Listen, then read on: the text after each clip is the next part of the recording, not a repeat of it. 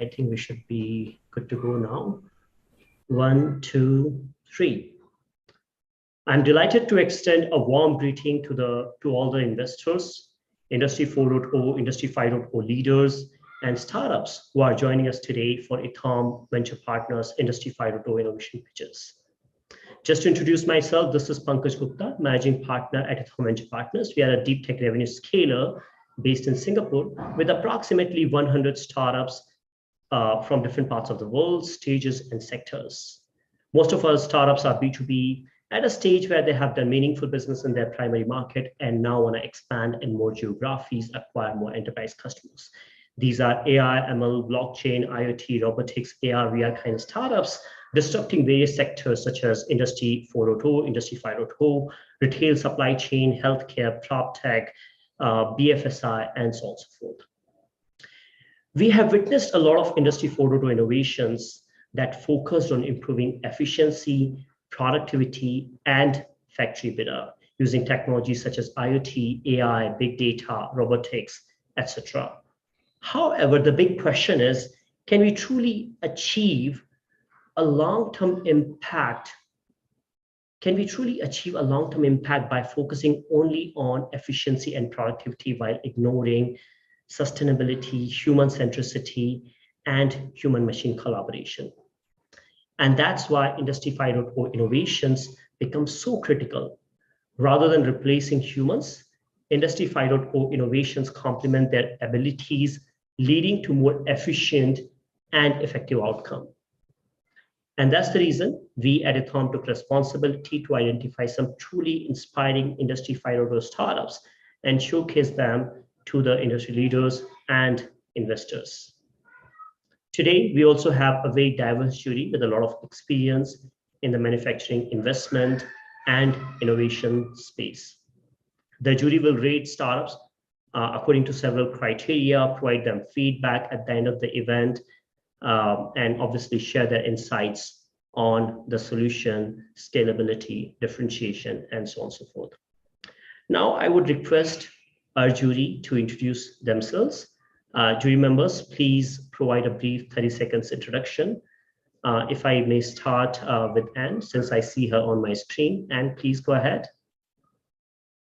Unmute yourself. Good afternoon, everyone. So I'm Anne Lehman from Apollo Tires, which is the Indian leader tire manufacturers, 11 worldwide. I'm in charge of the strategy and the innovation for the group. So mainly domains such as adjacencies, diversification for the group, not the product innovation per se, but more the business diversification and business innovation. Thank you. Thanks a lot, Anne. Appreciate your time today. Vinod, may I request you to do an intro, please? Yes, I'm Vinod Krishnan, a little over 31 years now of work experience in information technology. I've spent every day of my working life being on the business company side of information technology. So in other words, I'm the best technology salesman here. And I've worked with a number of large multinationals, Unilever, General Electric, where I spent 14 years across 3 countries, and Walmart. And most recently, I'm with a diversified conglomerate in the areas of energy, power, mining, and metals. Thank you. Thank you. Thanks a lot, Vinod. Appreciate your time today. Pavneet, could you please do an intro? Hi, everyone. My name is Pavneet. I'm part of the SAP's supply chain partnerships team. And I'm working with some big and small partners of SAP in furthering this around the Industry 4.0 and sustainability areas. And I have spent some time also in other industries like telecom and consumer electronics as well. So great to be here. Thanks. Thank you. Thanks a lot, Pavneet. Raymond, could you please do an intro?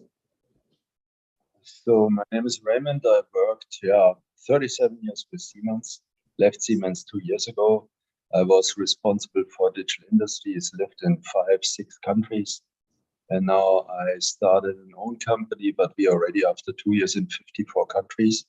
So we are a platform business. We collect data about manufacturers' transformation and give governments insights in terms of investment in specific industry segments. Thank you, Raymond. Appreciate your time today. Kainas, could you please do an intro? Yes, hello everyone. I'm happy to be here. So I have 15 years of experience in different domains and more in IT and digital. So I've been working for transportation industry for 13 years, and I have joined Stellantis, which is an industry of automotive recently. I'm heading different digital products such as generative AI, cloud, IoT for industry and plants, and also RPA and automation. And I'm glad to be here with you today. Thanks a lot for your time today, Karthik. All right. Good afternoon, everyone. I'm Karthik, based in Singapore. I've been in Singapore for over 10 years now, and majority that I've been working on ICT industry. So 16 plus years in Ericsson and with Cisco before. So mainly around the 5G and now recently, right? 5G, IoT, and everything is about AI nowadays. So yeah, I mean, seeing how the enterprise market goes and trying to kind of set the right examples and right go-to-market and strategy. Yeah, so that's all part of what I do on a day-to-day basis. Thank you. Thanks a lot, Karthik. Appreciate your time. Martin? Yes, my name is Martin. Very excited to be here today. Looking forward to seeing all the pitches. So I work in Investors. We do renewable winds, renewable energy wind power plants in particular. I've been here for 15 years, and before that, I've been in electronics and IT. Looking forward to today. Fantastic. Thanks a lot, Martin. I'm not sure if Srinivasa or Anish from NVIDIA have been able to join. If you have already joined in, please introduce yourself. Yes, Anish, please go ahead. Hi team, this is Anish here. I lead the NVIDIA cloud business for Asia Pacific based in Singapore. I've been in the industry for the last 22 years with multiple tech companies, right from HP, AMD to NVIDIA. Nice having everybody here and look forward to it. Thank you. Thanks a lot, Anish. Again, all the jury members really appreciate your time. Thanks a lot for being part of the event today. I'm sure we will have a lot of interesting questions from your side. Jurors, please don't forget to score startups at the after their pitches. We will also seek your final take at the end of all the pitches. Please use jury suffix with your name so that audience is able to recognize you easily. Now, before diving into the pitches, I would love to share some housekeeping rules. Everybody, please keep yourself muted throughout the event.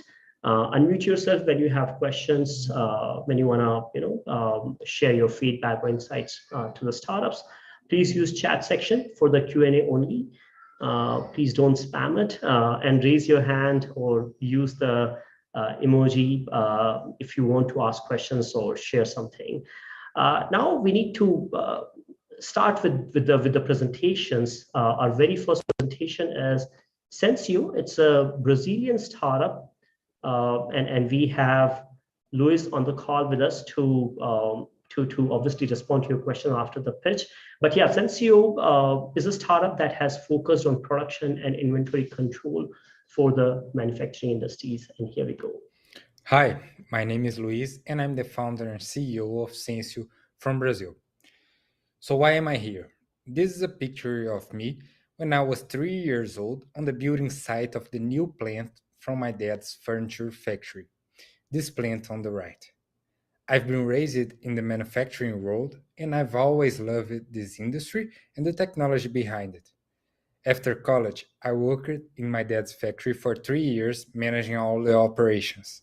And in this period, I experienced the challenges of managing an industrial plant, and after trying several tools in the market, I decided to create my own, and that's when Sensio was born. The big problem is that it's really hard to manage the operations of a factory. Every plant manager is constant pressure to deliver product faster and decrease inventory levels at the same time.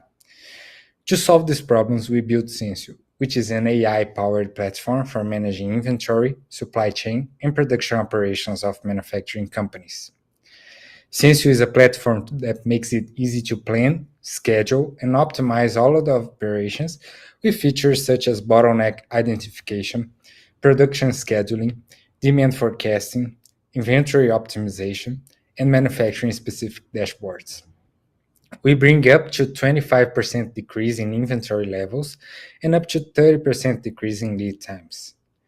So here's a success story from our customer Guedes Aluminium, which decreased their lead time by 30% and expecting to save $500,000 in cost this year with Sensio alone.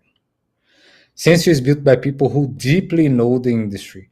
We integrate AI seamlessly, and we provide a fast time to value. Our team has 2 founders. I am the CEO and technical co-founder, and Renata runs sales and marketing. We have a team of 12 people in total. The manufacturing market is huge, accustomed to tech, and yet underserved by startups. There are 10 million factories worldwide and almost 500,000 only in Brazil. Here are the 3 primary KPIs that we track. We currently have more than 600 weekly active users. More than 100,000 manufacturing orders have been created in Sensio, and we have a monthly run rate of $16,000. Last year, we managed to break even and increase our average ticket. And in this year, we are on track to hit a revenue of more than $275,000 by the end of the year. There are currently almost 200 factories using Sensio, and here is feedback provided by a customer in the food industry, which has decreased their lead time by 13% and the average inventory level by 18% in just 2 months of usage of Sensio. We have also recently partnered with Cristal, which is a Brazilian industrial group, to not only be able to benefit from their 50-year expertise, but also to accelerate our growth. Our next steps are: we want to build an outbound sales machine, and on the product side, we want to expand our AI offerings and also build integrations with machines on the factory floor. We are asking for $240,000 in exchange for 8% of our company to be able to expand internationally. Thank you very much, and let's make manufacturing smarter together. Okay, do we have questions for this? I have a question, if I may go, Pankaj. Yeah, please. So first question, and first of all, I think congratulations on what is obviously a very attractive performance. My question to you is what exactly does the product do from the point? How do you reduce inventory and delivery time? If are you a planning software primarily? What parts of the cycle do you automate? And what is it that your solution is doing that is able to bring both of these numbers down at the same time? Hi, Vinod. Thanks for the question. So basically, we are a planning software, planning and optimization software. We integrate with the ERP from the company, so we are a complementary solution. And we bring the data, so the customer's orders and the inventory levels from spreadsheets, APIs, or ERP, and then we do the planning on our side. So basically, we run algorithms for production scheduling, for generating demand forecasting, so these kinds of things, identification of bottlenecks, and then we can provide some reports on how the company is running and where you should optimize your operations. Thank you. Very quick follow-up, if I may, Pankaj. Sure. Is is the primary benefit in the algorithm which is proprietary to you, or is it in the visibility of everything in one place? What is your feedback? What is your customer feedback on that? Sorry, I couldn't understand your question. Could you please? Sorry, so I'm asking, is it the visibility that you provide that is resulting in the benefit, or that you have an algorithm which is superior to what is out there in the market? Because that functionality is part of most of the ERP suites. So I'm just trying again to drill down one level further to say what differentiates your tool from everything else. Sure. So what we do is we pick up the traditional algorithms and we enhance it with AI. So basically, our benchmark is that we can generate up to 20% improvements in the traditional from the traditional ways of doing it. Thank you, Luis. And you may be seeing poll on your screen. Please respond to that. Martin, let's take your question. Martin, please. Yeah, it's a bit along the same lines, but this is a crowded space you're entering. So who do you see as your main competitors in this domain, and what are your strategies for outcompeting them? So basically, the ERPs are an indirect competitor. They, of course, they have some features that are we compete on, but our strategy is not to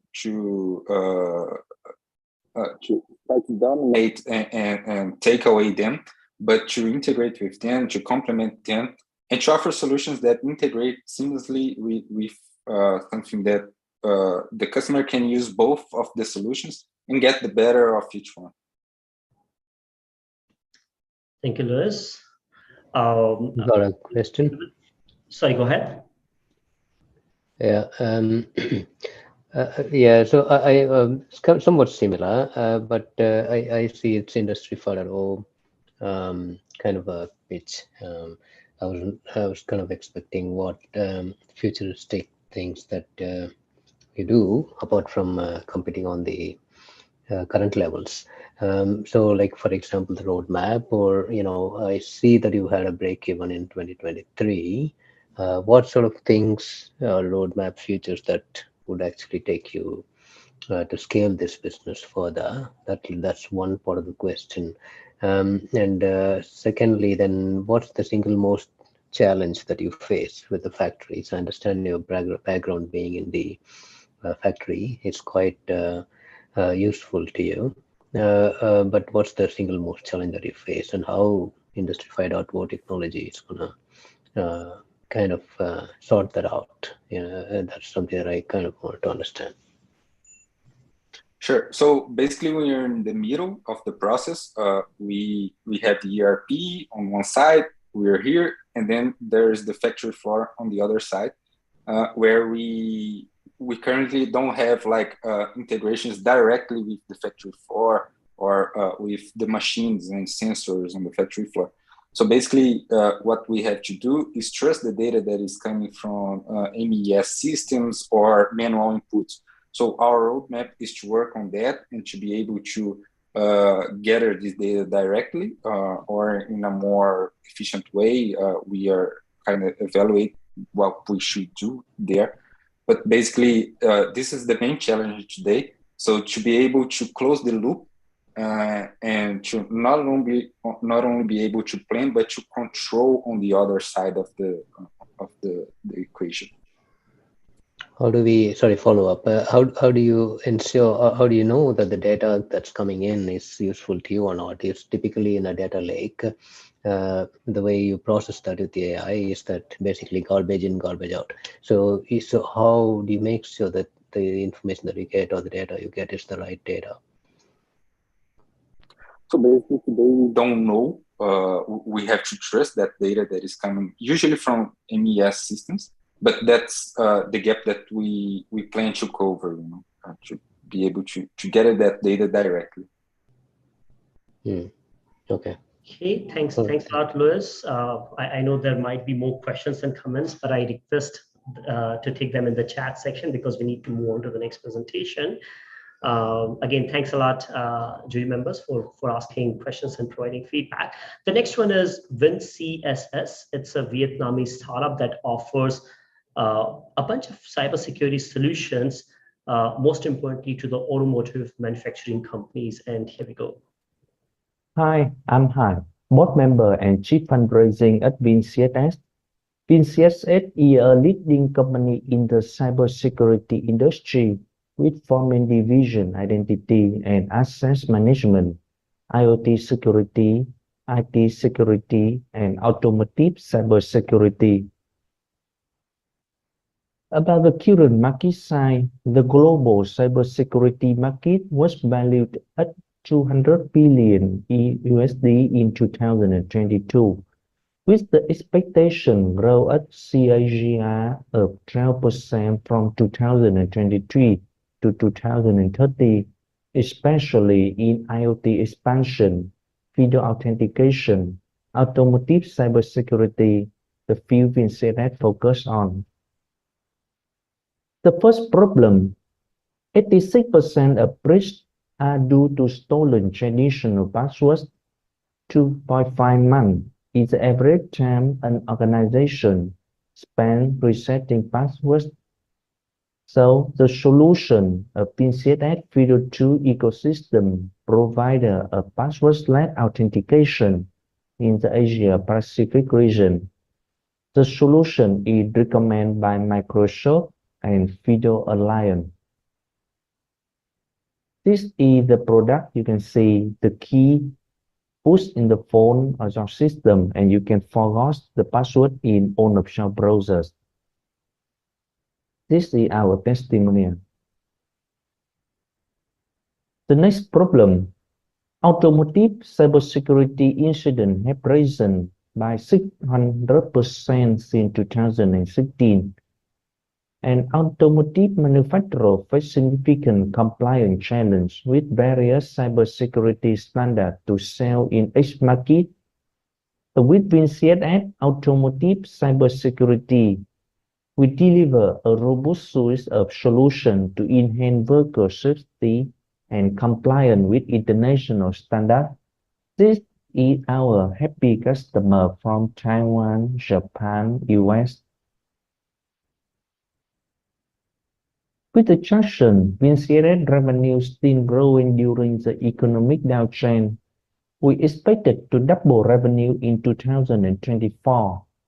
We achieved this revenue with stable staff, showing that we are good at optimizing costs and ready to scale. WinCSS is aiming to raise $20 million USD in Series B in July 2025 to grow the revenue from $4.7 million USD in 2023 to $30 million in 2026, expand to 10 countries. We want to add the form of P&A Video 2 and FDO product and automotive product fields.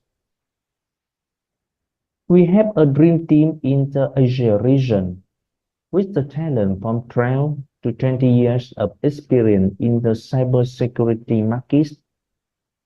That's why Vingroup agreed and invest total of $7 million USD until now. And this is the real money they invest to us. So if you want to make the digital world more safer, please contact to us and we can make this. Thank you. Fantastic. We have Hai on the call to respond to your questions. Let's take questions for Hai.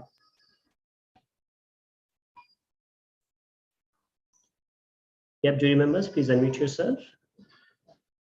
May I ask one question, Rahman speaking? Yep. Vingroup, VinFast is a major arm, which is the automotive brand new in Vietnam. If you are belonging to the Vingroup and VinFast is, let's say, using your products, do you think other automotive brands will use your products?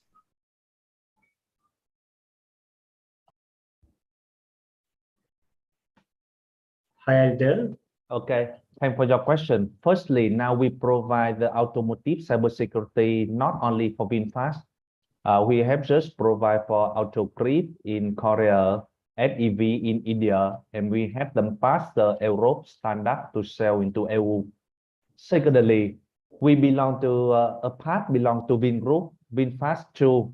But you know, VinFast invests 10 million USD in a cybersecurity automotive in Israel, and they expect the technology is better. But when they invest the money, they see that the company product is not suitable with the standard, so they cut the loose. They come back to use our product because they see we can provide the good product for them. Until now, VinFast use our product during the last 3 years until now. We have just resigned the contract in 2024. It means if our product is not good enough, also the company in the group won't using our product. Now our product meets the global standard, and we believe we can strongly sell outside Vingroup into the next year from now. Thank you, Hai. You may be seeing Polo on your screen. Please respond to that. Any other question for Vin CSS? Yeah, I'll go with one question. Please, Pavneet, yeah. Yeah. So, Hai, you showed 2 slides. One was showing a couple of physical products, and then you moved to automotive. So, what is the actual products that you're trying to sell again? Could you repeat? Okay, so let's explain in more detail. We have those diversified solution for the cybersecurity field. Firstly, you hear that automotive cybersecurity field is one of our products. The company in the field like our customer like VinFast, FEV India, AutoCreep. The other part, we provide the authentication password like FIDO2 and FDO technology, and we provide the key. You can put all the key into the phone here, and you can forget all the password in your browsers. With the product, we selling to the company in the banking and insurance field. But all of the product belong to our ecosystem cybersecurity. All the product out by our technology, hardware and software. We have patent trademark for that. We also have the global standard certificates by Microsoft and FIDO Alliance. Thank you, Hai. Really appreciate your responses. And if you have more questions, Judy, please use the chat section. The next one is Do Good People. It's a Spanish startup, and they offer a solution for corporates to equip their teams to lead the sustainable change and achieve the ESG goals that are defined for their corporate. And here we go. Hello, my name is Ignacio, and I'm the founder of Do Good, which is a company that developed a solution to equip the employees of the companies to lead the sustainable transformation. We understood that people wanted to act, and companies at the same time were pressured to have an ESG strategy. But the thing is that after companies defined the sustainability strategy, they were struggling or are struggling to implement it because they don't manage to involve everyone in this change. So what we have developed is a solution to equip the employees to change the organization at every level. What we do is to make everyone know how to impact their strategy with the daily jobs, allowing the company to instantly reach every member of the organization and track the employee ESG data automatically. This enables a faster and frictionless transformation and helps extract the data and convert it into value, like rating improvements or non-financial reporting structure. After understanding the client priorities, we automated the delivery of a customized action plan to impact the strategy. On the other hand, Do Good solves the 3 main obstacles that activate the employee contribution. We ensure that everyone knows what to do, how to do it, and make them part of an impact community that works together for a better future. We have already implemented our global cross-industry solution with the biggest clients in more than 15 industries, with more than 80% renewals and expansion rates in Spain, and have now a very clear plan to replicate this in other countries. Our clients choose us because we have the most experience providing customized value to reputed enterprises all around the globe. And of course, we allow a global integral implementation.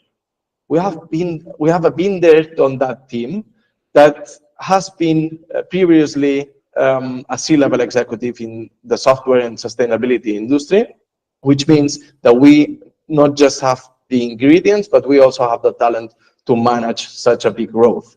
We have been brushing up our value proposition during more than 5 years and are now ready to become the global niche leader. Our revenues are going to grow at least 5 times this year, but we have the needed maturity to accelerate our growth by raising 4 million and entering 4 new markets at the same time. Of course, we're also developing the DoGood 2.0 offering. This is going to allow a much faster growth and will provide our investor more than a 10x return on investment on the next 4 years, knowing that we are in a low risk space because the exit opportunities are already available. Do you want to use your money as a means to an end? Let's have a chat. Many thanks. Fantastic. Let's take questions. Ignacio, do good.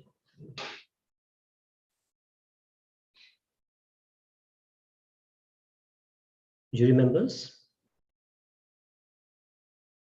Yep, and please go ahead. You're on mute.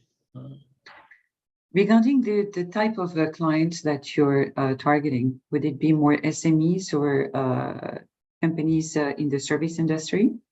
Do you have any specific type of client and a specific go-to-market for that?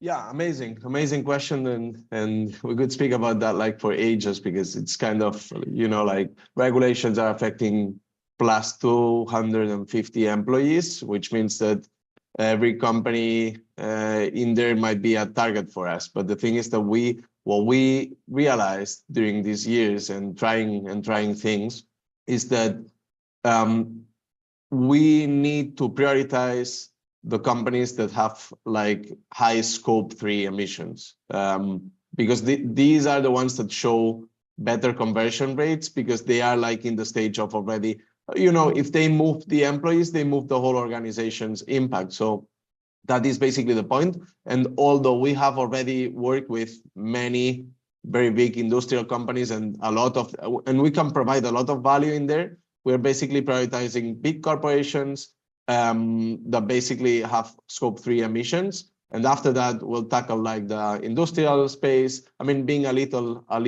company, we need to make it like in stages. And afterwards, it's kind of the middle market is going to be more and more mature, and we will be more and more automated. So we'll be able to serve a much bigger market. That's basically the point right now. But very interesting question. Many thanks, Anne. Thank you. If I may, for a second question, from a very practical perspective, I understand that you're splitting the targets per individual, per employee. How do you practically do that? I mean, from a very practical perspective. You know, like very often, like the ESG goals are kind of the same. So I mean, there might be like different to industry to industry, but 80% of the actions are kind of the same. So we have like a backlog where we have thousands of actions, and they are basically you know, like stored by kind of impact or what kind of like priority it impacts. And that's what we do. We understand what are like the 3 main pillars of the organization and how they measure it. And then we go to our backlog and we say, okay, if they are concerned about water, we're going to be using water challenges and water pills, and then move to the following one. So it's kind of something that you can scale easily. In the end, it's like reverse engineering. We take what are like the impacts that or like the objectives that the client wants to basically empower, and from there we create the programs with the backlog that we have. Thank you. Thanks a lot, Ignacio. And again, yeah, Karthik, please go ahead. Yeah, it's just kind of probably it's I think it's answered in parts, but how does the competitive landscape look like? And you've said that you're in the broader market already, a low risk market. So how do you see the competition coming at you?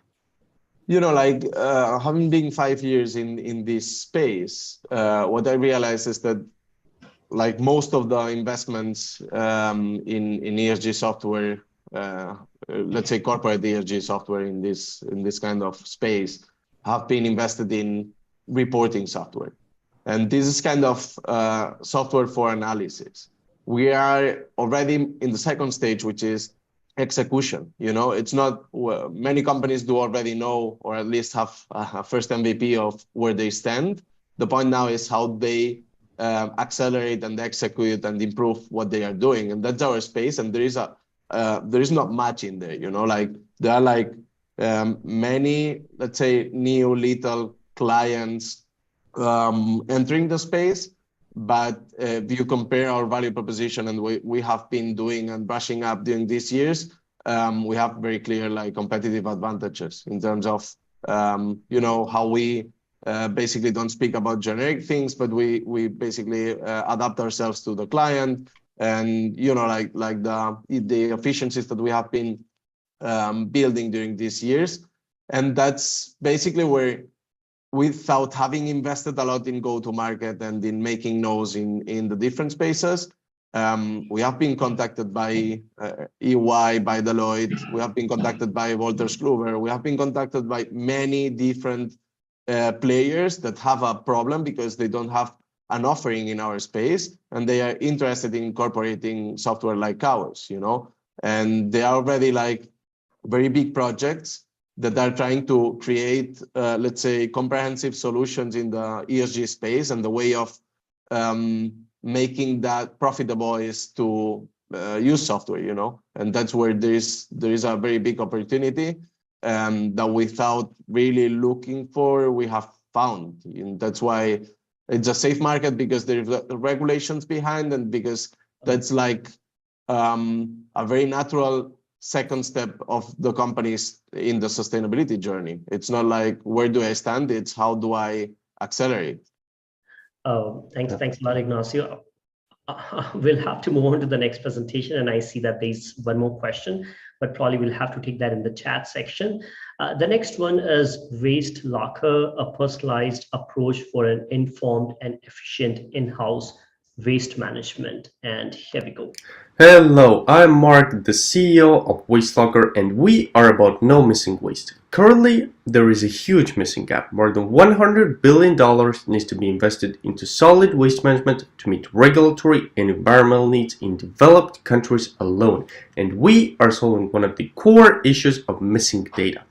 Waste quality is a black box. Imagine like shopping Amazon, but without having any information on the product or its quality whatsoever. This is exactly what is happening in the waste field right now. And then we have companies and governments who need to reduce waste and to report, but because of this poor data and measurement techniques, many don't even know how to start and how to reduce their waste impact. So what we provide is accurate, real-time tracking of waste types and quantities to reduce, to report, and to achieve waste management goals anywhere and with exceptional service. From one single image, we get more than 15 insights to adjust to each client and perform the automatic ESG waste reporting, as well as continuous digitalized advising. You can have the latest cleanliness score of your enterprise or organization on any smartphone or connected device. Images get analyzed by AI, and we adjust to the client sustainability plan and are their most reliable zero waste partner by bringing custom education, engagement, reporting, alerts, and much more.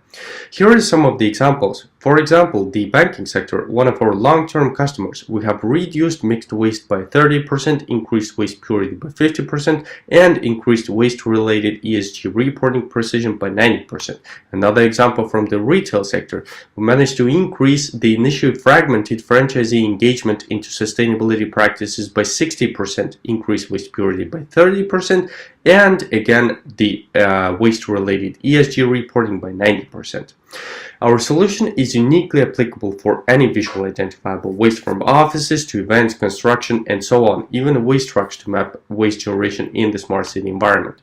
We target ESG compliant corporations and corporations with 50 to 200 million in revenue currently, and after 2 years we are targeting 200+ million in revenue. On our checklist are also cities with 50,000 in population plus, and waste conversion facilities resulting in a serviceable obtainable market size of 140 million.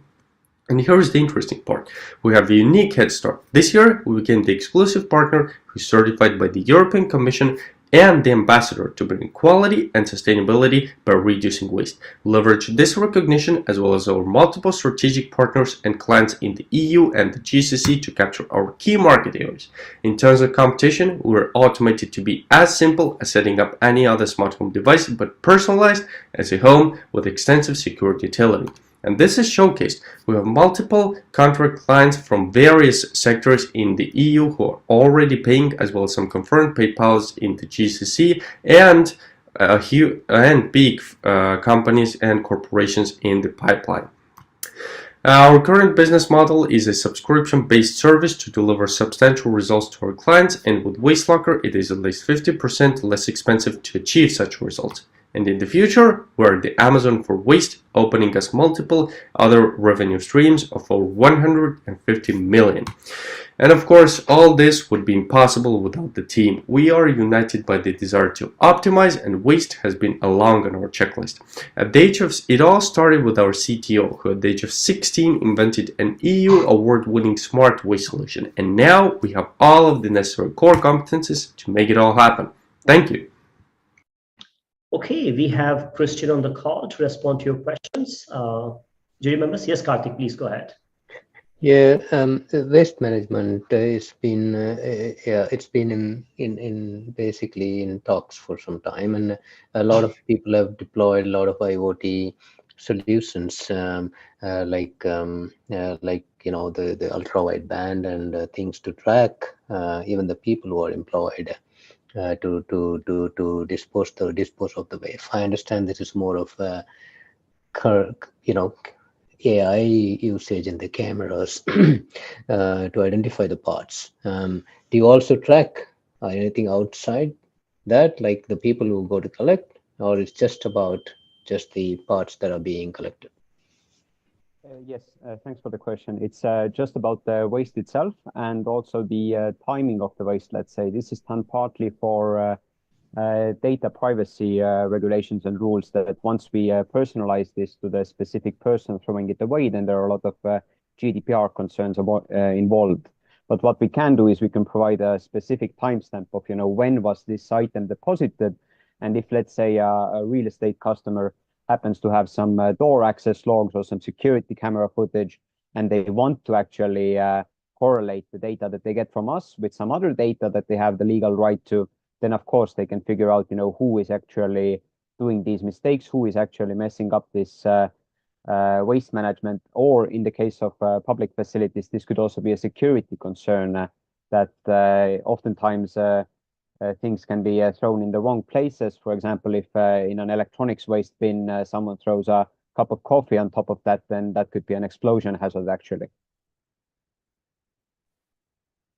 Thank you, Christian. Any other question for WasteLocker? Yeah, and please go ahead. Yes, I'm a bit puzzled. So the solution is installed on a smartphone, kind of portable device, correct? No, we install camera modules inside the waste containers, and then the feedback from that is received either via email, or we install screens in. Christian? Yes, did you hear me?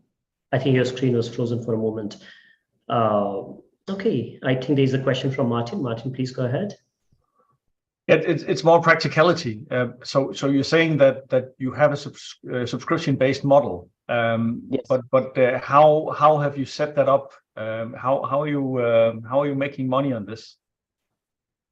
We're currently targeting sort of early adopters and companies that are very passionate about ESG, and they really want to achieve their goals. They want to be forerunners in this field, so they're willing to spend a little bit more money, and that's helping us get over the fact that at the moment our technology is small scale. It's relatively boutique, let's say. We don't have that mass production yet. But your value add is basically that you secure that the waste is correctly sorted. Is that correctly understood? Yes. Yeah. Okay. Got it. Thank you. Thanks a lot, Christian, for responding to all the questions. Again, if there are more questions for Waste Locker, please use the chat section. Next is CloudWorks. It's an Indian startup offering no-code platform for building digital twins. And here we go. Hi, I'm Yuvraj, founder and CEO of CloudWorks. We created a no-code platform that lets you create 3D apps for enterprise metaverse, such as digital twins, allowing you to achieve business insights 10x faster and reduce your time to market by 80%. We call it CloudWorks Studio. Before I start the pitch, I'd like to talk about an inevitable growing force, digitization. Factories are going to look very different by the end of this decade. Every aspect of work that can take place digitally will become more immersive, allowing your workforce to gain real-time, real-world insights right from their desk as they manipulate and interact with 3D replicas of their factory called digital twins. This is not something that's far-fetched, it's already happening around us. Businesses are building amazing products to solve problems that they didn't even know existed until they saw it in 3D. But there's a big problem. Only 0.0007% of factories have implemented it. Because 3D application development is hard. It requires experienced developers, costly game engine licenses, and months to convert your factory to 3D and make it actionable over an app, driving the cost of implementation to $1 million per factory. Thus out of reach of 6.2 million factories who want to implement it but can't. This is not okay. Digital twins are amazing and we want every factory to have this. The good news is that we're getting there faster than ever before. The advent of no-code and low-code frameworks is making it simpler by the day to create applications. IoT has been around for almost a decade and has been making our factories more connected. 3D scanning has evolved to an iPhone app, which can be used by anyone to get accurate 3D models. We just need a framework that combines elements of 3D and IoT in a no-code fashion so that anyone can create 3D apps even without knowing the technical complexities that go behind these solutions. This is where we step in. Our vision is to make digital twins and 3D simple and accessible through our no-code platform that makes the creation of 3D applications as easy as creating a PowerPoint slide. The first step is to connect your sensors, devices, data lakes, ERP systems, etc. Second, create the look and feel of an app by customizing and editing the web, mobile, and 3D models. Lastly, modify data parameters, link interactions, create simulations, and embed contextual 3D analytics on your app and publish it in one click. Powered by a tech stack based on a granted US patent, our solution has already been deployed for homes, buildings, factories, ports, terminals, utility centers, and even cities, making them smarter and more efficient and allowing them to make more informed decisions more quickly. We make money in two stages. The first is a recurring revenue through the platform license based on the available plans from Viewer, Editor, Editor Plus, and Enterprise. The second is a one-time cost of creating the 3D sandbox, which is customized for every enterprise or use case. Our solution has been actively deployed in 3 locations by the Government of Spain, Trileco, and the Government of Finland for smart ports, Industry 4.0, and waste management twins respectively. Our upcoming client pipeline comprises of organizations with annual revenue greater than $1 billion, with whom we've secured LOIs and long-term contracts to enable enterprise metaverse and digital twin solutions for multiple use cases, ranging from education, banking, ESG, brands, sales, and training. In the end, we have a platform that allows us to link any real-time or historical data to a 3D model. The global digital twin industry was valued at $6.5 billion in 2021. Given our assumption of an ACV of $50K per deployment, our SOM becomes $1 billion through an estimated number of 20,000 plus deployments over the next 3 to 5 years. The best part is that we don't have any direct competitors who are focusing on industrial and enterprise metaverse with a combination of no-code, IoT, and 3D.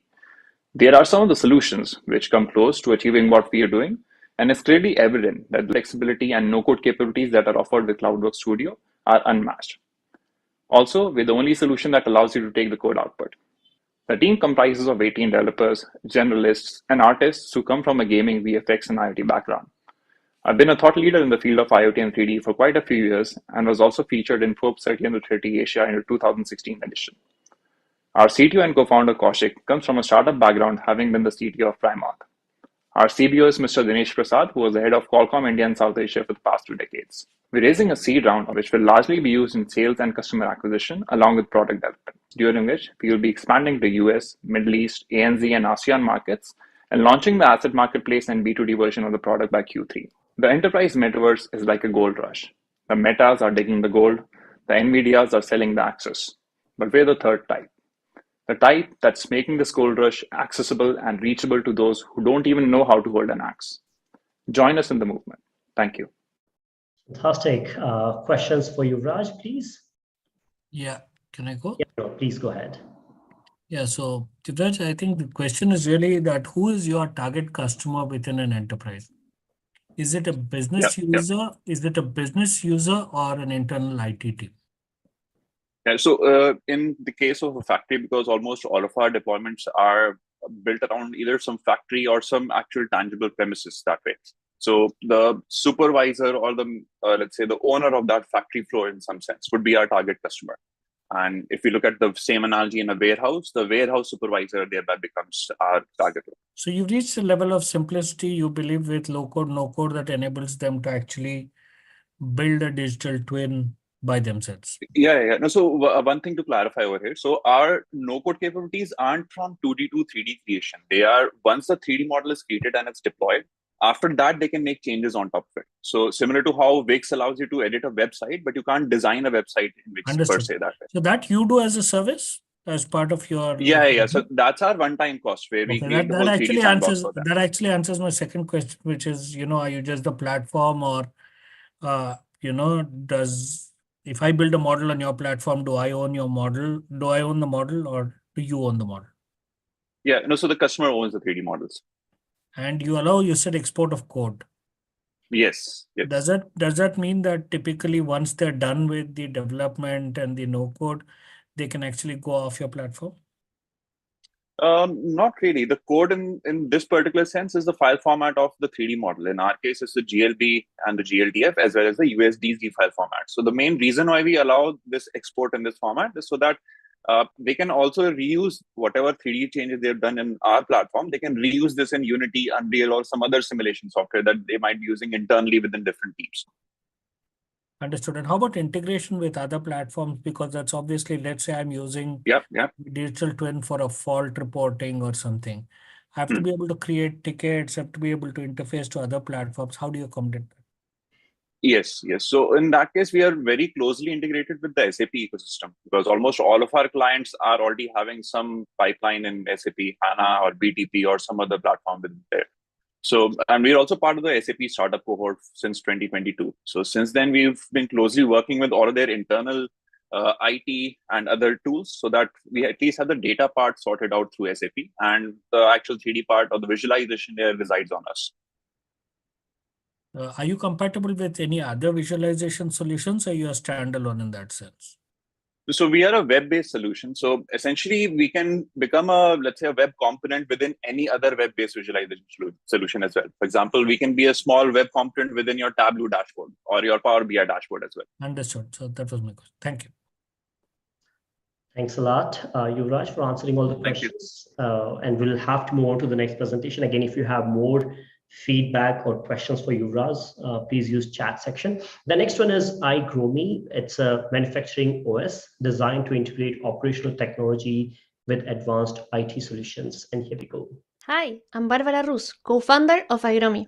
We developed the first digital operational system that seamlessly connects all hardware and data sources, providing a user-friendly and sustainable solution. The system integrator market, essential for industrial automation, faces significant challenges. Automation projects typically exceed their budget and timeline by 45% and 73% respectively, with the complexities of integrating diverse systems, contributing to an estimated $400 billion in global annual losses for prolonged downtimes and reduced operational efficiency. Less than 10% of the collected data is utilized for decision-making, with current platform often limited by their SaaS nature. 60% of the digital transformation project do not achieve their intent outcomes, leading to billions in lost revenue. The situation hampers the effective implementation of IoT and advanced data analytics, essential for modern industry advancement. Igromi OS revolutionized system integration with a Linux-based operating system designed for edge computing, addressing the unique needs of system integrators and the industries they serve. Whether deployed locally or in the cloud, Igromi OS streamlines the integration of diverse technologies, such as vision computing that allows unit counting that typically sensor cannot, or natural language queries with AI models available as models on Igromi Store, allowing integrators to reduce times and cost by up to 85%. Our open and decentralized architecture allows any device to act as a node, facilitating the efficient use of data across systems. This positions Igromi as a crucial player in digital transformation, empowering industries to enhance operational efficiency and leverage data-driven insights to recover billions in potentially lost revenue. Integrators are already successfully using Igromi in their automation project. To date, we have a branding agreement with EthAum's, manufacturer of edge computing, and 5 pre-agreements with providers of industrial technologies, each capable of supplying at least 50 integrators, resulting in an impressive lifetime value of more than 7 million per provider. Through 7 authorized distributors, Igromi plans to sell more than 7,000 edge devices, generating revenues of over 80 million. This volume represents approximately 1% of the Latin market, valued at $1.6 billion USD. This sector anticipates a compound annual growth rate of 6.3% to 2029. The first year, our focus is to sell edge devices with embedded Igromi OS license at the one-shot price of $20 per OS start license. From the third year, our model evolves to one centered on recurring revenues, representing 85% of our revenue. We are seeking to raise $500K to open our main office in the US and officially launch our Igromi OS, consolidate our iLicense with industrial technology providers, diversify our ecosystem through Igromi Store, through models that support sustainability developed by Igromi as well as third parties. For this, we will allocate more than 56% of our resources to our R&D team and prepare us for our expansion into the Asian market. Led by Victor Rus, CEO with 15 years of experience and dedicated team of innovators and technicians, we are prepared to lead the revolution in operational technologies. Contact us if you want to reimagine a more sustainable industry together. Okay, we have Barbara on.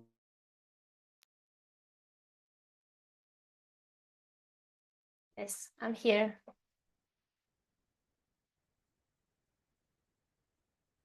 We have Barbara on the call to respond to your questions.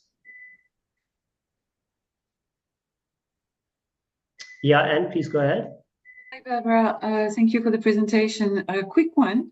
You did mention that you're for now focusing on selling the devices, edge devices operated by the OS that you developed. Where are you manufacturing those devices, and where are the chips coming from? Yeah, actually, we have agreement with a manufacturer of edge computing. This agreement, it's a branding agreement, and in the future they are dealing maybe with selling our OS and be in their business and in their company. So the first step is embed the OS and in the edge devices and sell it through our distributors, our official distributor. We have 5 pre-agreement and we are close to close of one of them, and we are prepared to sell in here in Latam. But in the future, our model evolves to one center in the solution embedded on Igromi OS. That's the main thing. It's just a commercial strategy to sell the edge devices, but in the future, we are not attempt to sell any device. Understood. Thank you, Barbara. Any other question for Barbara? Can I ask a question as well? Please, Pavnit, yeah. Hi, Barbara. So one of my question was that initially you talked about integration and lost value and a lot of dollars inside, and then you talked a bit about the OS and the devices. I was not able to make that link, how that links to this. Are you saying this OS is, how is the OS making the integration easier? Is it more capable than what's there in the market today? Yeah, it's because the nature of the OS, we have a decentralized operating system. So we have tools, even tools that we are not developed as well. Node-RED, Grafana, Influx, Mongo, or whatever the integrator needs, all embedded in the same operating system. It's based in Linux, so all we need is atomizing the application and the tools that integrator needs, and we provide them and plenty of tool, the integrator already know how to use that in field, but they don't have the connection. They don't have the knowledge to build as well as I will build in one center operating system. Okay, thank you, Barbara. Thanks a lot, Barbara, for answering all the questions. The next one is Correct Robot. It's a US-based startup which is modularizing and abstracting robotics to enable rapid adoption and end labor shortage. And here we go. Hello, everyone. My name is Gary Kurek, and I am the founder and CEO of Correct Robot. Our company is building more capable, flexible, and affordable robotics and automation that is accessible to any business. An unprecedented labor crisis is driving explosive demand for robotics and automation by companies struggling to stay competitive. While this trend began a while back, the pandemic dramatically accelerated it. Despite record demand, robotics and automation adoption is inaccessible to 95% of those who need it. High capex costs, inflexibility, inconsistent support, and long deployment times, which are caused by deep fragmentation in the industry, are to blame. Correct Robot's full-stack solution enables more capable and flexible robotics and automation that is accessible to all. Here is a little more about our intelligent modular robotics platform. Correct's modular, Lego-like set of 30 AI-enabled robotic modules can assume nearly any imaginable electromechanical type or configuration, distilling a complicated, fragmented, and impractical industry into a single end-to-end platform. These innovative machines assemble in under 1 hour to provide intelligent, secure, and customizable automated manufacturing lines to the factory floor. Correct's machines can be reconfigured just as fast by a team of novice workers, the first robotics platform that allows for scalable labor to grow alongside it to meet global demands. Machine downtime? No such thing.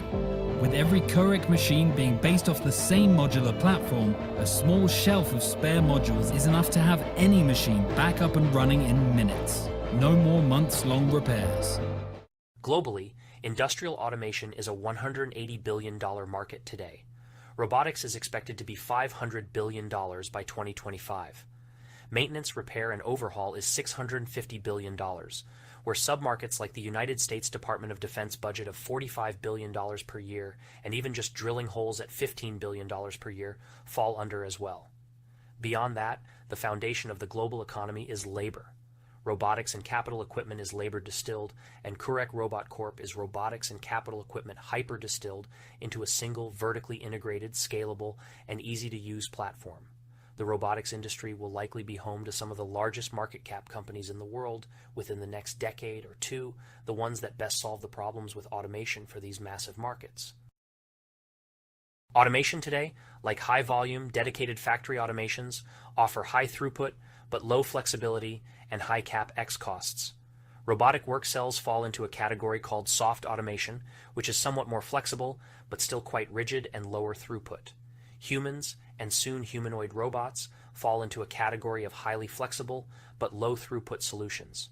Correct Robot is in a unique category of building adaptable machines that are both highly productive and highly flexible. By abstracting complex machinery into modular components and infusing them with AI, we are not just making machines smarter, we are redefining their potential. We sell our solutions currently using two business models. One is through a CapEx purchase of a machine with subscription and service packages added. The second option is machines as a service, which is more like an operational cost to customers. While larger transactional sales are preferable to some customers today and provide us cash flow to fund our growth, sales will grow and move towards machines as a service going forward. We prototyped and demonstrated the world's first modular industrial-scale CNC mill built with Kurek parts, which almost every industry expert we encountered said was impossible to build. This was the most difficult use case to build using modular parts, meaning we've proven that every other application we build downstream is technically feasible. This is known as a riskiest assumption test. Production aerospace parts built on our prototype CNC mill were delivered to Boeing, Airbus, Lockheed, and Gulfstream and are deployed on aircraft flying today. We also serve the U.S. Air Force and Army as customers. Our technical team have built companies and launched products many times before, and our defense sales team has a proven track record of being some of the best in the United States. We're beginning by dominating a small subset of the United States defense maintenance, repair, and overhaul market before expanding into larger adjacent commercial and defense markets. We are raising $650,000 to fund our next 18 months of growth, sign $25 million in customer contracts, and to achieve all milestones needed for our Series A. Thank you for your time, and I welcome your questions. Okay, yeah, we have Gary from California dialing in to answer to your questions. Yes, Karthik, please go ahead. Yeah, so it's interesting to see industrial automation being a hot topic, and it's been for some time now. So what sort of safety protocols that you have in the smart OT machines that you have? Aside from largely American-centric standards certifications, from a more like technical standpoint, we do have a very, very finely tuned force feedback sensors, and so they're a lot of our components, regardless of the deployment. It doesn't just have to be like in a robotic arm configuration, but can be something else. We can build a lot of those safe to use around human cobot type capabilities, but apply it to more machine types. So that's something that's kind of a very new area that I think a lot of, while robots had a lot of that attention, a lot of the machinery that humans interact with or workers interact with haven't seen a lot of that same infusion of, I would say, the Industry 4.0 promise that I think there was a lot of great work done there, but it was largely unfulfilled to the big visions that the world had for it 10 years ago. Thank you, Gary. Gary, I know Raymond has not been able to ask question earlier, so I'll prioritize him. Raymond, please go ahead. You mentioned that you approach the customers directly. Be a bottleneck when you want to scale internationally. Are there any plans to use online platforms, partner channels? Yeah, so we direct with like our, I guess the correct definition is complex sales, where we have sort of a small team that's an expert at what they do, and we go for sort of larger ticket sales, which for us can be like 1 to 2 units, because some of our units are several $1 million a piece. But they serve a very particular need within the defense sector, and there's really just a handful of major depots in the U.S. that we have to serve at a kind of a small scale to sort of corner that chunk of the market. And then there's a lot of adjacent within commercial and defense use cases that are sort of attached to that as we grow. So there's as far as volumes go, where we're doing like the hundreds of we have the manufacturing capacity for like hundreds of units per year. Then we grow into the thousands, and then ideally the millions, as this covers a lot, you know, if our big vision is fulfilled. But yeah, we are thinking of multiple different scenarios and timelines of how the business can grow, and then, you know, all from small to large. So let's take the next question from Martin. Martin, please. Yeah, it's highly interesting, but it's of course also a crowded space that you venture into. we have players such as Boston Robotics, or Boston Dynamics, sorry, as a player in this area as well. Where is it you stand out in this? Is it just because you're saying the market is going to be incredibly big, so it's just to be a player in the market? Are you going for actually dethroning some of the big players in the market as well? You know, the really big vision behind this is about not just trying to be a big company in the robotic space or something like that. It's about kind of rethinking this industry broadly in kind of a holistic sense. So what really makes us stand out is that, like, there's several robotics companies that build a particular product that does one or two things well. As soon as you have to plug a whole bunch of those machines together, whether it's an ARM, a mobile platform, a CNC machine, and you start getting into these complex integration projects, the pipeline of people that are going to be replacing those very valuable systems integrator skill sets are it's not necessarily like a skill set that grows very, very easily. So we want to create robotics a new sort of way, a new sort of modular way that applies not to just basic robotic types, but to other large machine types, etc. So like what you saw earlier in the video, that's the world's first completely modular CNC machine that packs down to 10% of its deployed size. And by doing that, we're able to build machines directly for specific applications. Sometimes some of our customers have tried to do modifications to their own machines, which voids their warranties, or adding all these changes. Ours is designed to be adaptable on the fly, change to market conditions, change to black swan events, things like that. So it's a purely new set of core technologies that enable us to just modularize the core of what makes up most robotic machines to just 30 parts, and to just keep manufacturing more and more of those parts at scale and apply them to as many machine types as possible. So that's what really sets us apart. Let's take the last question from Ant. Yeah, two questions actually. First, yes. Do you sell these products together with service consultancies to design the machines or the end machine to the need of the client? So basically coming from the 35 pieces that you have and basically assembling all that. So that's the one question. The other question is, I understand that we are now focusing more onto the defense market, US market. What about the automotive industry elsewhere in the world? And what about, other more democratic and wider industry than those one elsewhere in the world? Yeah, so I guess US can also encompass North America, so Canada as well. It's where I'm originally from. I'm a dual citizen between Canada and the US, so I can serve both of those customers.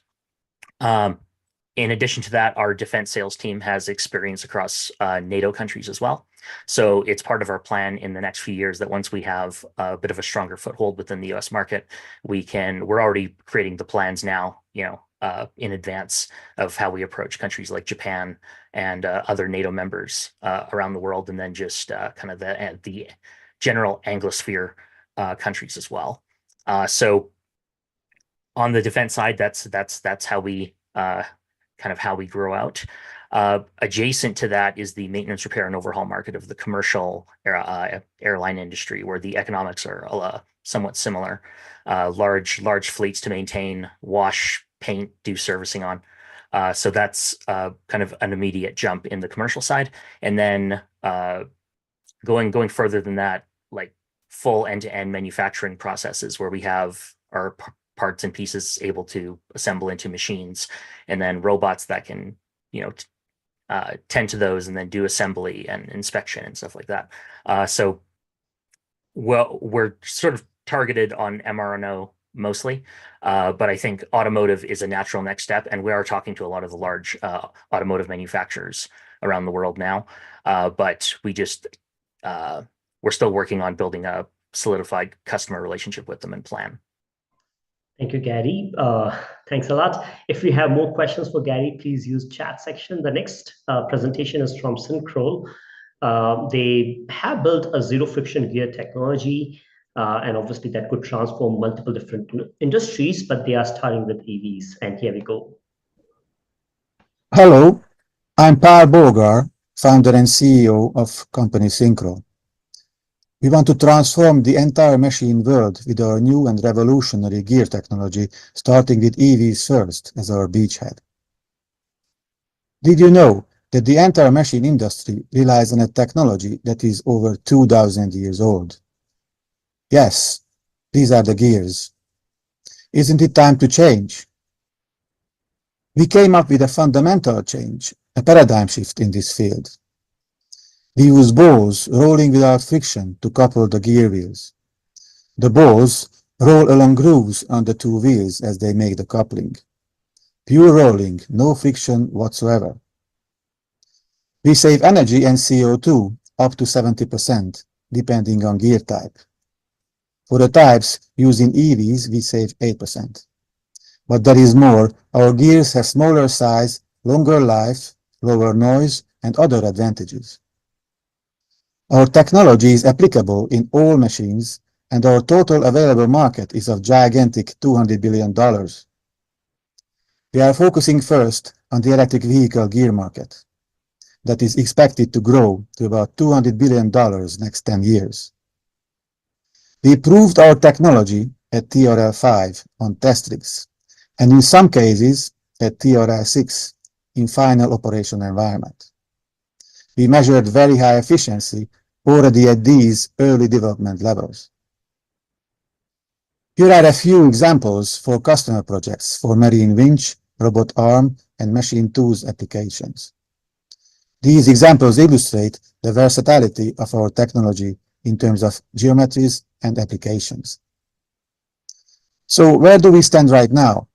We have the technology at TRL 5 and 6. We have patents live in 13 countries. We also have a unique and proprietary know-how protecting our technology. We brought on board an investor called Mate Rimac, founder and CEO of a unicorn EV startup, often dubbed as Europe's Elon Musk. We sold 1 license, 3 prototypes, and 11 designs so far, and made over 50 free concept designs. We won 350,000 euros in grants. Also won 17 major startup awards in 5 countries, plus the Seal of Excellence in the EU. Right now, we are looking to raise 3 million euros in funding that we want to spend mainly on test data and prototype production for customers. We also want to expand the team to speed up sales and engineering cycles and scale up the business. We also have detailed plans for future milestones. In year 3 in particular, we aim to reach scale-up phase in our license business, begin build up our serial production, and reach break-even. We have a team of 2 physics PhDs, 3 engineering and 3 business masters with average 25 years of work experience, including scientific research, engineering, finance, and sales. We also have an advisory board of 9 prominent people. With the complete set of skills, our team is well positioned to quickly grow the company and bring it to success. Thank you very much, and I'm looking forward to your questions. Okay, let's see if we have questions for Paul. Please unmute yourself. Yeah, Martin, please go ahead. Yep. All right. So this is really interesting. What are your thoughts in terms of scaling? What sizes can you go up to with this technology? Oh, you mean the geometry of the gearboxes, actually? Yeah, exactly. Exactly. Oh, we had projects with wind turbine companies. The gearbox is as big as your room. I mean, normal room. I'm in a wind turbine company. I know the sizes. Yeah, exactly. But how is it scaling for that? You mean technically? Yeah. What kind of constraints do we see in that, or is it do we not see any kind of scaling issues when we go up to that size? No, actually, yeah, that side of the scale could be the easier one. If we go to micro scale, we had projects with Hublot, for example, and the Swiss watch industry as well. That is more difficult. So if you go to high scale, it's probably easier for some practical reasons. We don't see a major limitation up there in the wind turbine industry. We had projects with Vestas and some Finnish companies and others in wind turbines. All right. Small projects, so to say, and kind of free design tests and feasibility studies, but they were interested, yes. Yes. Let's speak one-on-one, Martin, if you are interested. Yep. We're happy to speak. Let's take the question from. I'm investors, so probably we have the right people on the task then. But let's connect anyway. Fantastic. Thanks very much. Please, Anne. Yeah. Yes. Question. Do you undertake to manufacture those gears yourself, or do you intend to outsource the manufacturing capacity? Well, this is a good opportunity to talk about the business model. So basically, as Martin was also indicating, we have hundreds of different markets. We can make bicycles, we can make cars, wind turbines everywhere.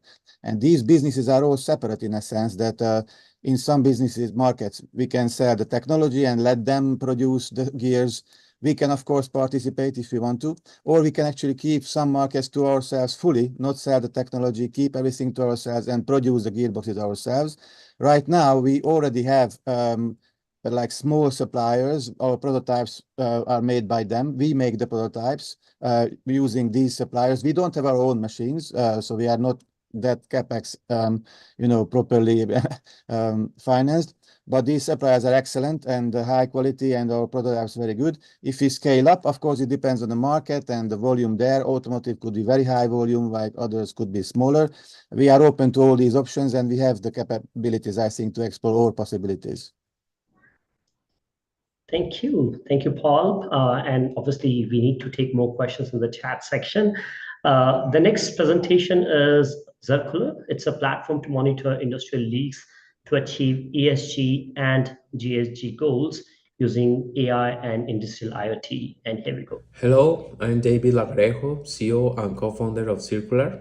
The problem of industrial productions is concentrated in following three parts. 1. Companies take a long time to start energy efficiency projects and make an energy transition because they don't know what is the best cost-benefit solution. 2. The industry has up 30% operational cost overruns because it doesn't control and monitoring these leaks. 3. Companies cannot achieve their ESG and greenhouse goals. We are a software as a service does leak monitoring with patent technology to reduce costs and greenhouses in industries, oil and gas companies, buildings, and other companies with high pollution. In just a second, a step-by-step process is set up to make energy decision and achieve ESG greenhouse goals using our AI and IoT technology. 2. We aim for each solution to have a return on invest of 30% compared to energy baseline. 3. Our sustainability reports help achieve ESG and greenhouse gases reduction goals. Consequently, we encourage industries to realize more efficiency solutions, reduce costs, energy, and pollution. This has the features or value proposition. Circular technology combines leaks monitoring using IoT, data analysis using AI,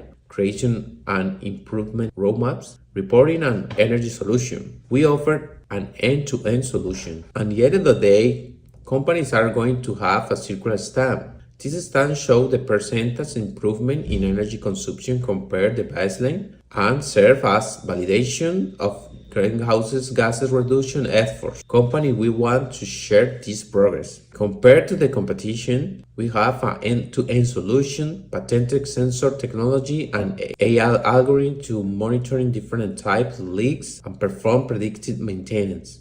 Thanks to our technology, Ecopetrol, oil and gas company, will be able to perform and predictive maintenance. We project to avoid an average loss of $3.3 million per year, 50,000 liters of water, and up to 1 million tons of CO2 not emitted. We want to replicate in other companies around the world. This market represents 40% of global energy consumption, up to 31 billion in annual sales. Since 2018, we have working in different industries. We have working in companies such as energy, construction, ice cream, aluminum factory, among others. We understand that common problems related to energy consumption, liquid and gas leaks. Javier and I started to research in plasma physics at university. Then Marcela Guzman joined us CFO. We have more than 13 years of experience and work together. We have leadership and planning skill.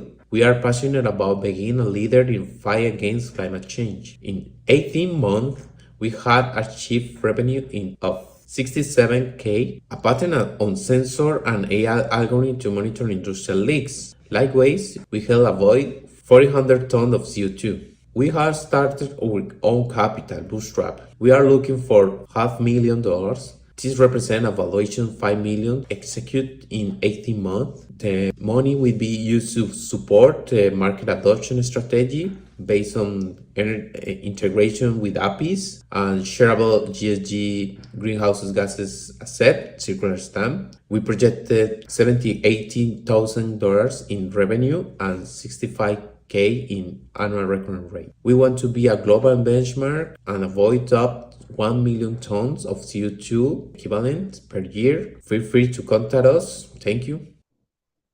Okay, let's take questions for David.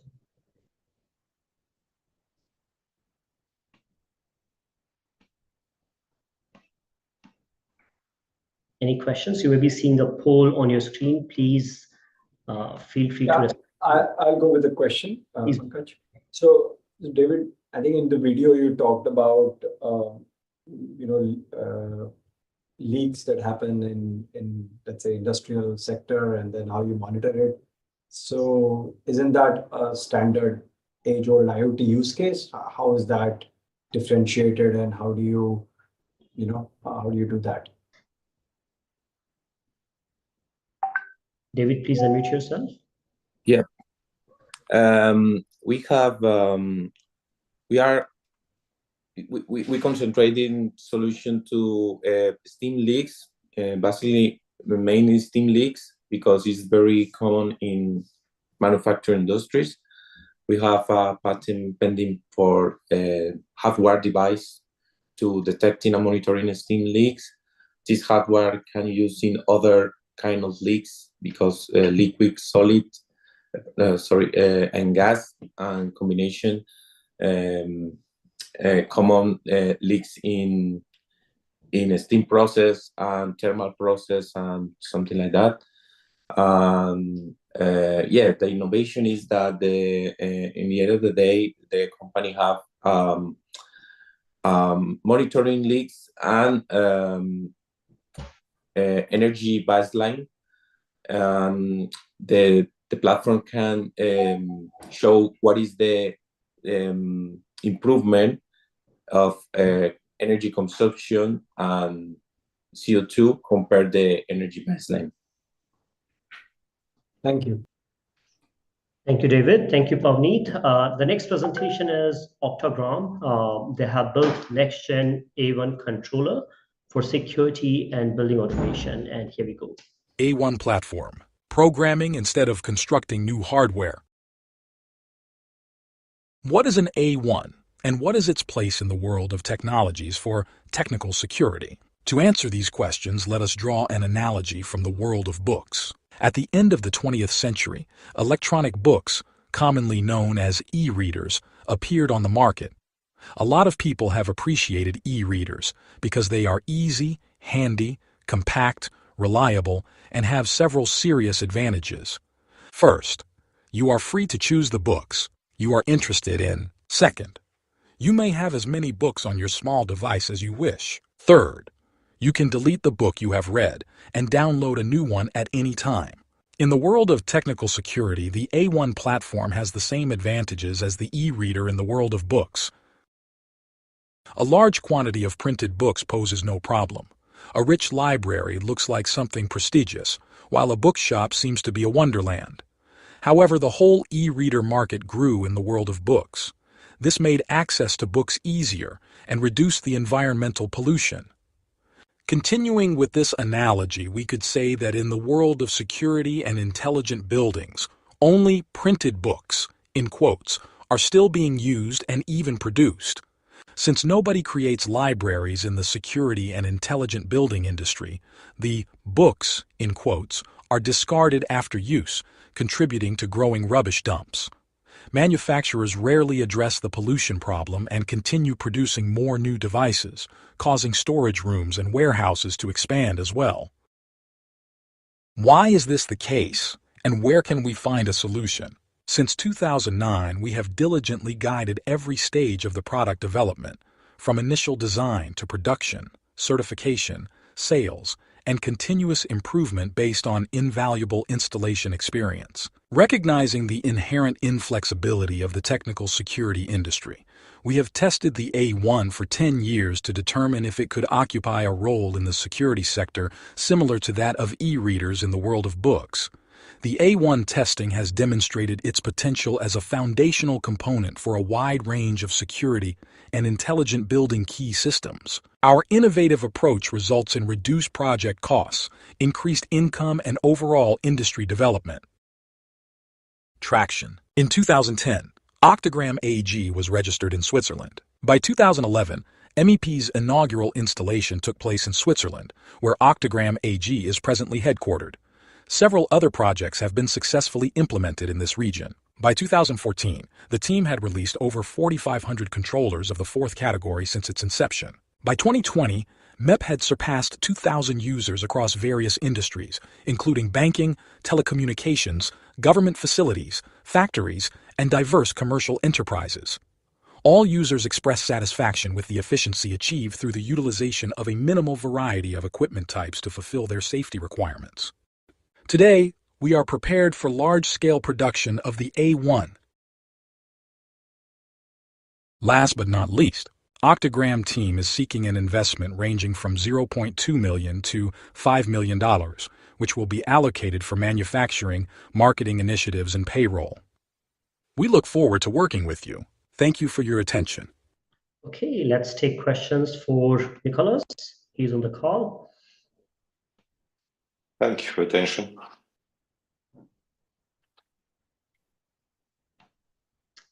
Anybody?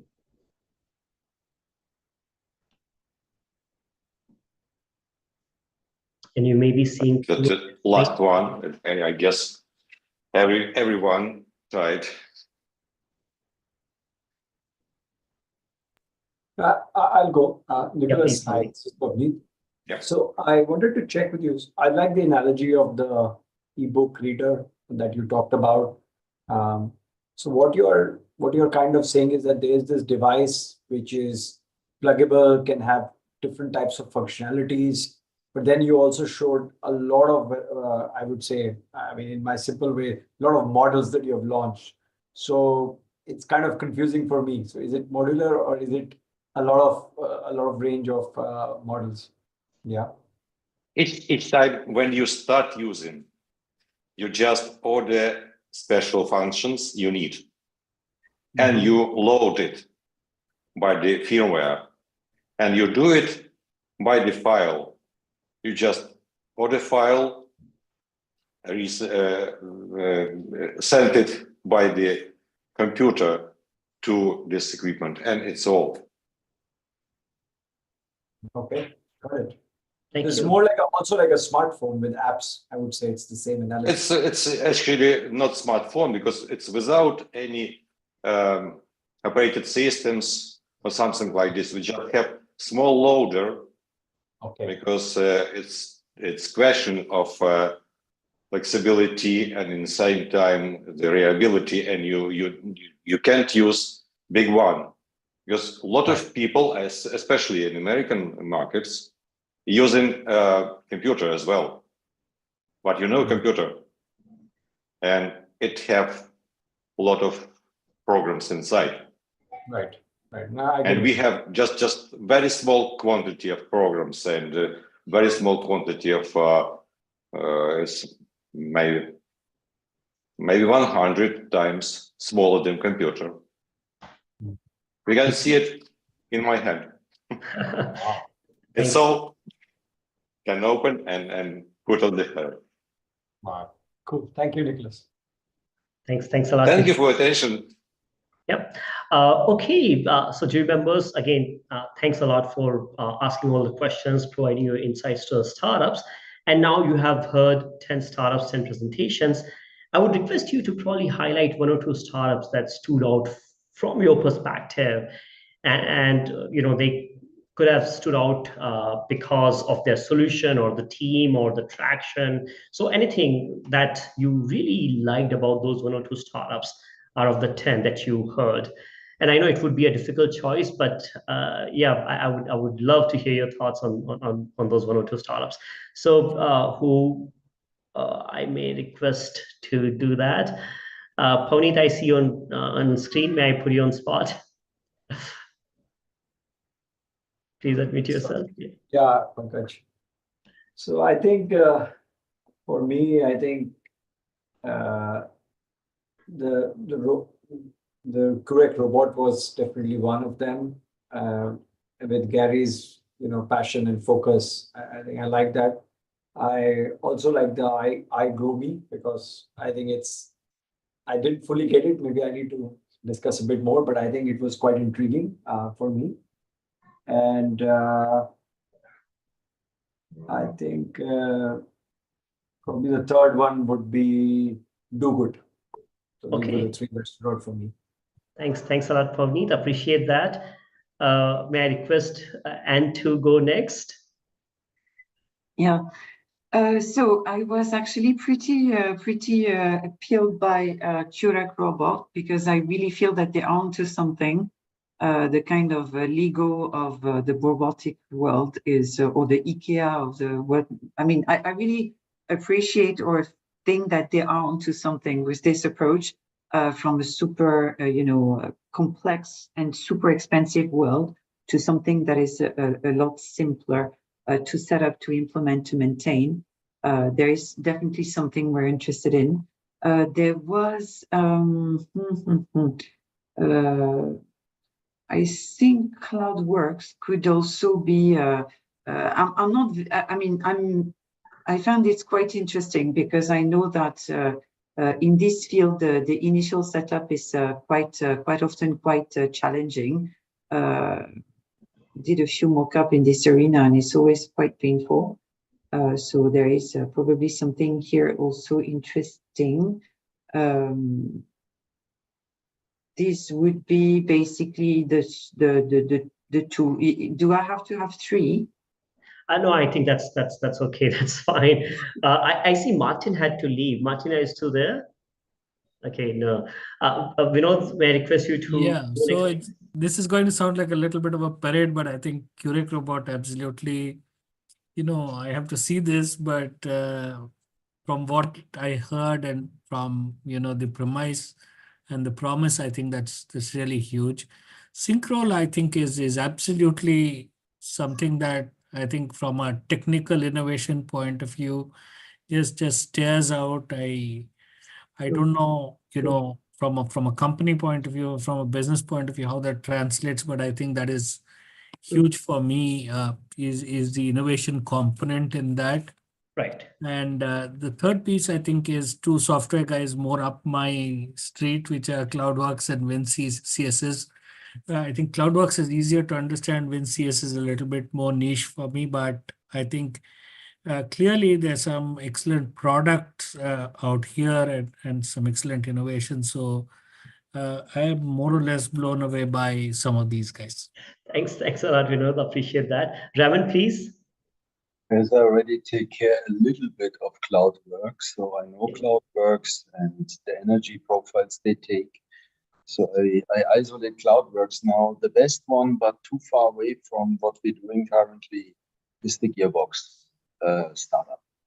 If this is technology working, the Flenders, the let's say conventional gearbox manufacturers do have a problem. So here is for those really close to the market is a focus. The second one is Curac, the robotics, because if they really have a modular system, of course, at the beginning they have, because of the complexity to assemble on their own, I would like to talk to them further. Because if they get the assembly done with an easy to connect modular system, actually this can be a break also in the robotic world. Number two is DoGood. DoGood, when we investigate in the manufacturers and in the transformation of manufacturers, what is completely lacking behind is to engage the employees in the GHG, ESG, emissions, net zero reduction. And this is completely lacking. in the data what we measure. So also here I would be interested to talk to them. These would be the three. Number one would be the gearbox, but unfortunately too far away from my market. Number two is robotics. Here we would even, I would say, integrate them in our market approach that they get leads, and the same do good. Fantastic.